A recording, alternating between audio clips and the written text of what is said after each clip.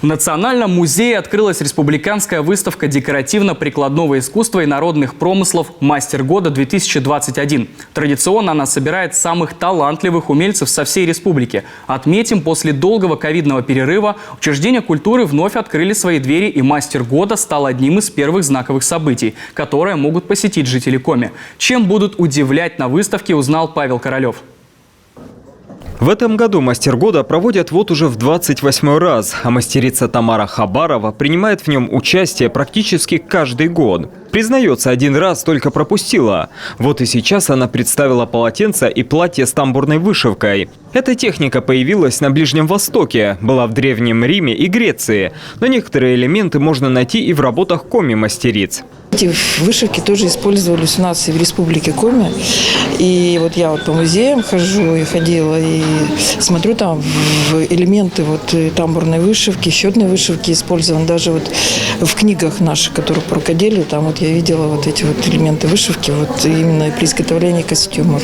В этом году свои работы на суд выставочного комитета представили 108 умельцев из 10 муниципалитетов Коми. По традиции на выставку пригласили мастеров из других регионов России. Так, самские костюмы и изделия из кости и рога представили жители Мурманской области. И, как оказалось, гости из северного региона также имеют коми-корни. В этом году это мастера из села Лавозеро Мурманской области. И это не просто гости, а это особенные гости, так как Лавозеро исторически связано с Коми-краем.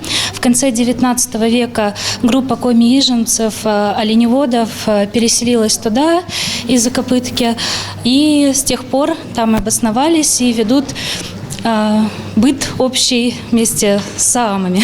Домотканные дорожки с традиционными полосками, расписная и вырезанная из дерева утварь, огромное разнообразие кукол и игрушек. Это лишь не полный список работ, которые прошли серьезный отбор. И, как отмечают организаторы выставки, из года в год мастерство участников только растет. А это значит, что выбрать победителя будет непросто.